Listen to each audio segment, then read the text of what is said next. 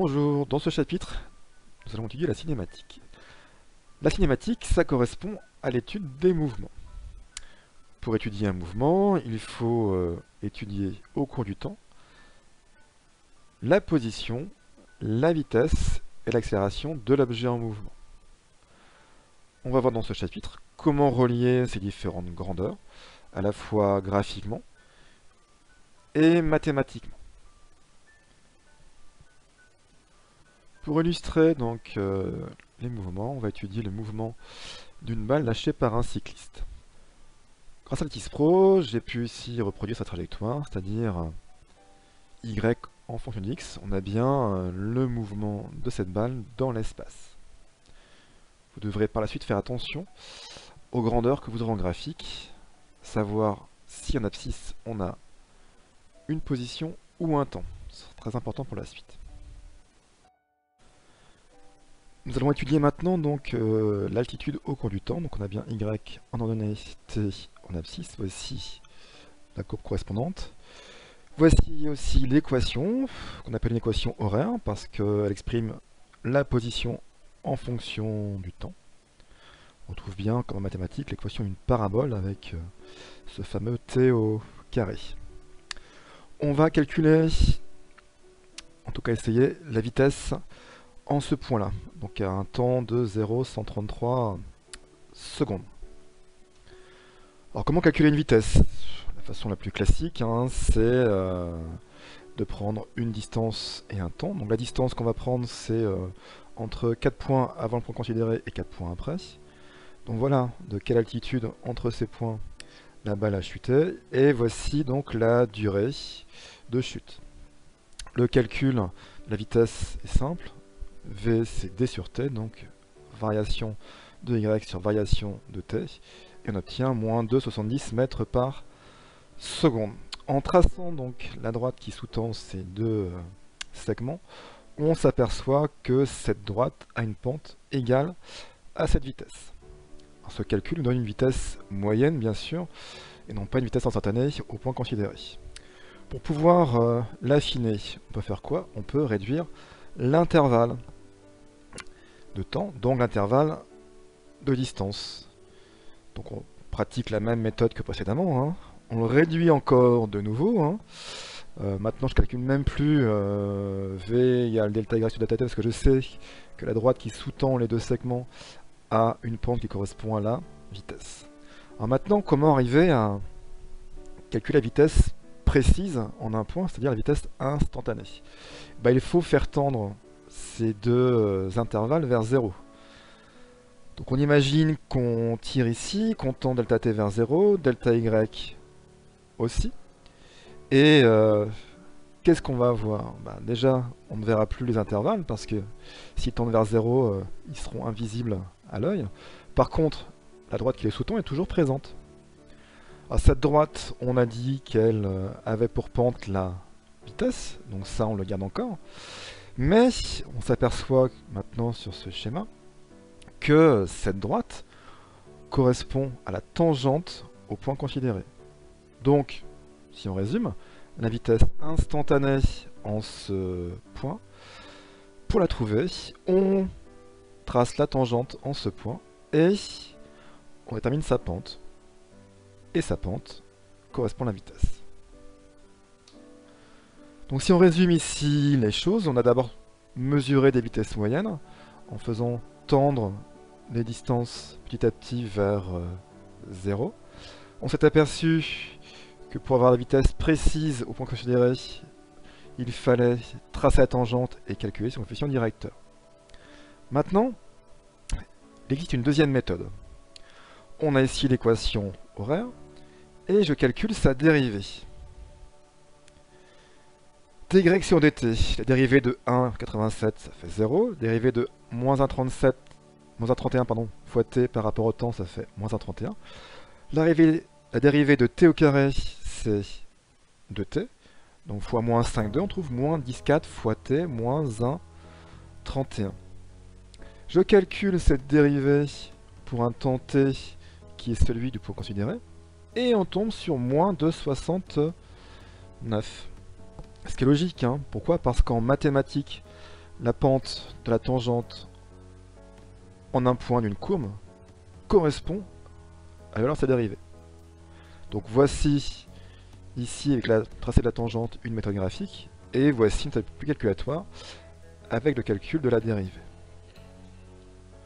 On peut aussi l'illustrer avec ce graphique. On va imaginer, hein, parce que c'est pas le cas ici, qu'en abscisse on n'a pas x, on a t, y correspond à une distance, et que m finalement, qui vaut le rapport distance sur temps, correspond à une vitesse. Alors ce calcul, hein, entre deux points A et M séparés par une durée qui vaut h, correspond à la vitesse moyenne. La vitesse moyenne entre le point A et le point M, c'est la distance delta y qui les sépare, divisée par la durée qui s'est écoulée entre ces deux points delta t. Donc pareil, on s'aperçoit que le calcul de cette vitesse correspond à la pente de cette droite. Alors on va faire tendre cet intervalle h vers 0, c'est-à-dire qu'on va petit à petit faire en sorte que M et A soient le même point, et on s'aperçoit à ce moment-là que la vitesse qui est toujours égale au rapport de ces deux intervalles, qui maintenant tendent vers 0, correspond de nouveau à la pente de la tangente au point A. Donc ça fonctionne bien. Mais je vous rappelle que ça ne fonctionne, cette méthode, que si on a en ordonnée une position, x, y ou z, et en abscisse, un temps. En cours, on retiendra donc que on définit la position d'un point M d'un objet en mouvement par le vecteur OM. Ce vecteur OM a trois coordonnées, x, y et z. En effet, hein, quand on fait xi plus yj plus zk, on définit bien ce vecteur OM. Ensuite, la vitesse à un instant t donc du point M, c'est la dérivée de ce vecteur OM par rapport au temps. Alors cette expression indique bien avec le D qu'on dérive le vecteur OM, et on dit par rapport à quoi? On dit que c'est par rapport au temps. En effet, ce vecteur OM peut dépendre de plusieurs paramètres. On doit donc indiquer en physique par rapport auquel paramètre on va dériver notre vecteur OM.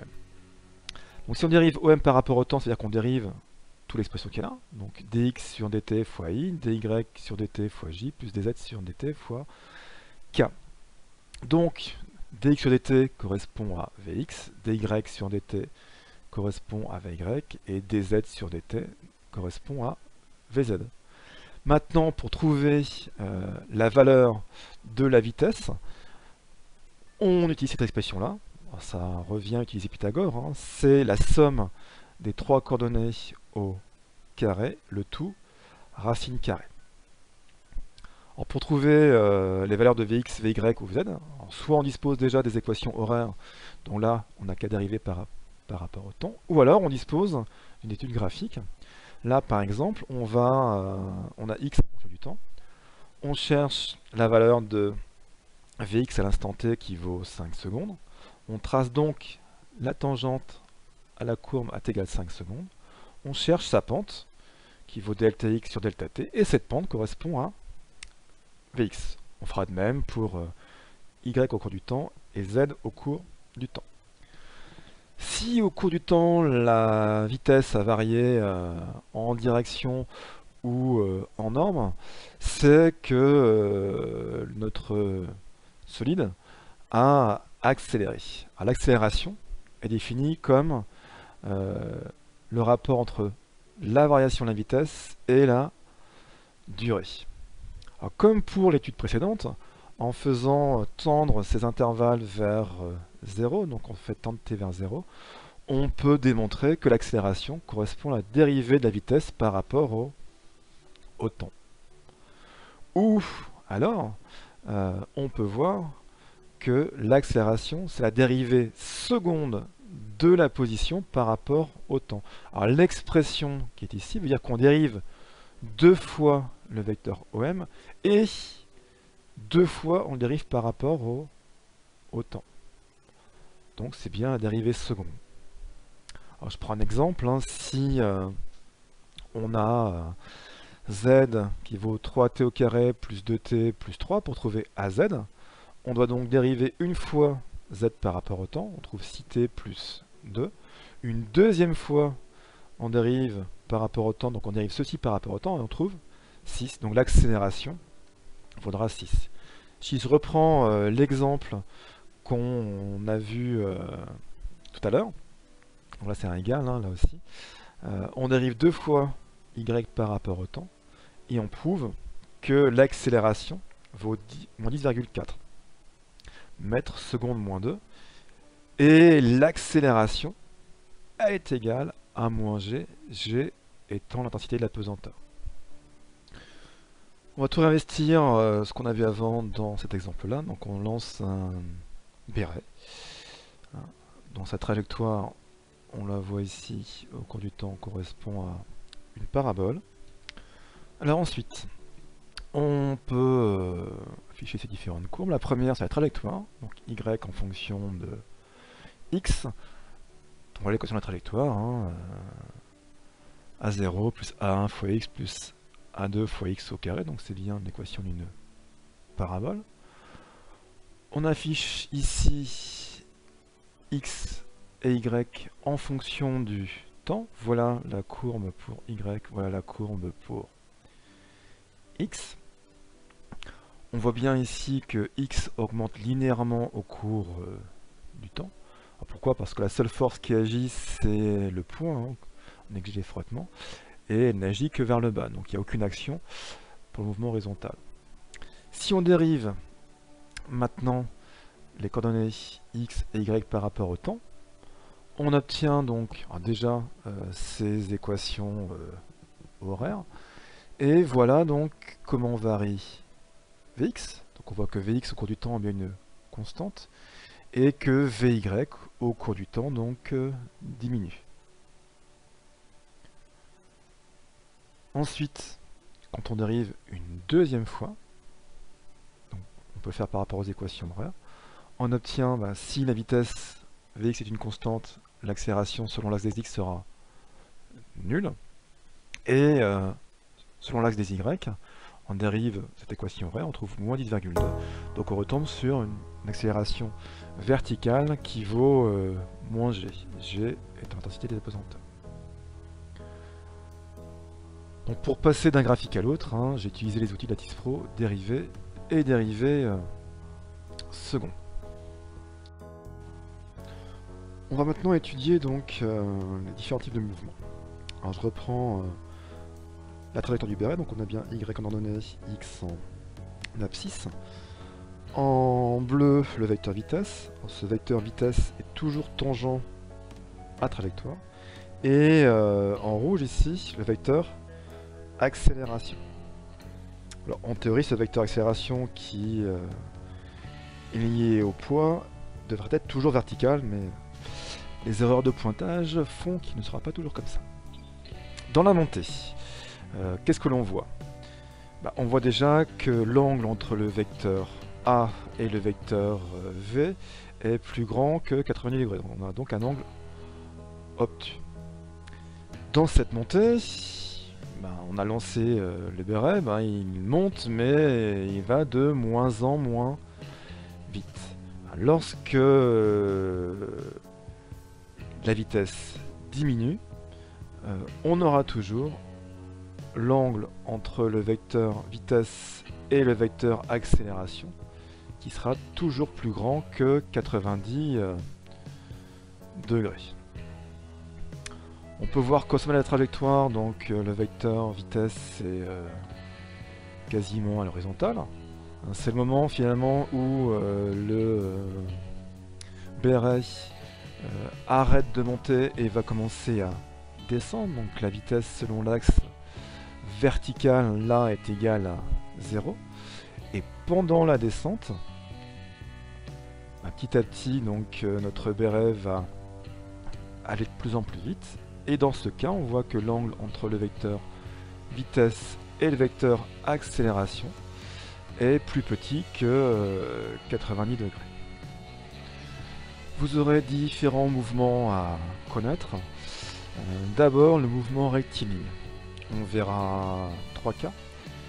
Premier cas, donc la vitesse est constante, ce qui suppose que le vecteur accélération est égal au vecteur nul. Deuxième cas, mouvement rectiligne accéléré. A et V sont tous les deux bien sûr à l'horizontale et ils sont dans le même sens. On dit que le produit scalaire des deux est positif. Troisième cas, mouvement ralenti. Le mobile se dirige vers la droite, comme le vecteur vitesse. L'accélération se fait vers la gauche. Donc finalement, ce vecteur accélération montre que l'objet va freiner. Donc on parle de mouvement rectiligne uniformément ralenti. Dans ce cas-là, pour avoir ralentissement, il faut que A et V soient en sens inverse. Donc que le produit scalaire entre V et A soit négatif. Deuxième cas, le mouvement circulaire. Mouvement circulaire uniforme. On le voit ici, le vecteur vitesse, qui est toujours tangent à la trajectoire, hein, et le vecteur accélération sont perpendiculaires. Dans ce cas-là, le produit scalaire vaut 0 et le mouvement circulaire sera uniforme. Deuxième cas, l'angle entre A et V est plus petit que 90 degrés. Dans ce cas-là, on aura un mouvement circulaire accéléré. Et dernier exemple, l'angle entre A et V est plus grand que 90 degrés. On aura un mouvement circulaire ralenti. Dans le cas du mouvement circulaire uniforme, on montre que la vitesse, le rayon et l'accélération sont reliés par une relation mathématique qui nous dit que A est égal à V au carré sur R. On a vu précédemment comment calculer des vitesses ou des accélérations grâce à des graphiques où le temps est en abscisse. Maintenant, on va voir comment tracer des vecteurs vitesse et accélération sur des trajectoires. Vous ferez attention, à chaque fois on doit utiliser une échelle. Une échelle pour les distances, une échelle pour les vitesses, une échelle pour les accélérations. Elles sont toutes différentes les unes des autres. Alors, soit on vous les donne, généralement on vous donne l'échelle pour la position. Ensuite, ce sera sans doute à vous de définir l'échelle pour la vitesse et pour l'accélération. Ici, on veut tracer donc le vecteur vitesse au point M2. Généralement, on connaît l'intervalle de temps qui sépare chaque point. Hein. Donc, pour calculer la vitesse au point, non pas M2 mais M1, on va d'abord mesurer le segment M0, M2.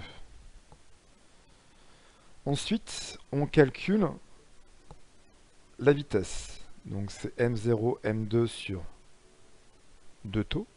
Or taux, c'est l'intervalle de temps qui sépare deux points. Donc c'est un calcul classique, hein, distance sur temps. Hein.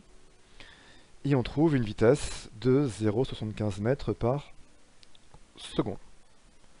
Alors ce calcul est une vitesse moyenne entre le point M0 et M2, mais généralement on assimile cette valeur aussi à la vitesse instantanée au point M1.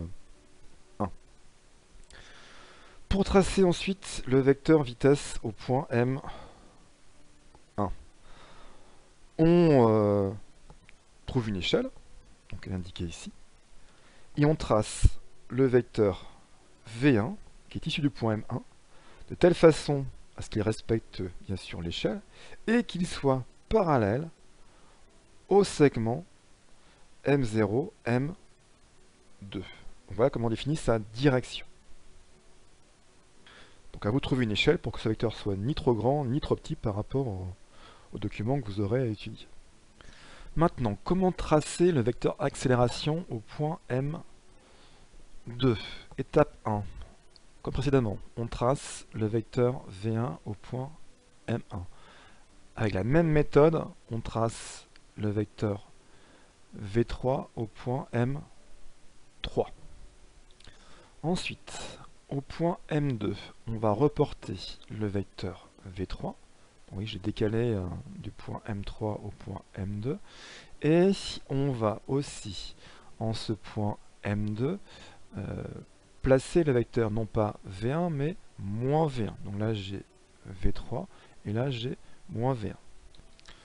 Le vecteur variation de vitesse au point 2, qu'on appelle delta V2, va être égal à V3 moins V1. On voit bien ici, V3 moins V1.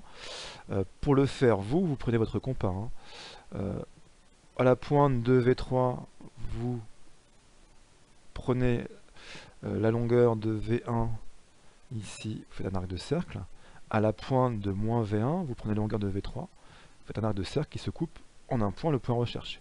Donc voilà le vecteur variation de vitesse delta V2. Ensuite, on calcule le vecteur accélération, qui est la variation de la vitesse sur le temps. Alors, le temps, c'est toujours entre deux points, donc 2 taux. Alors le delta V, comment on l'obtient? On le mesure à la règle et on applique l'échelle.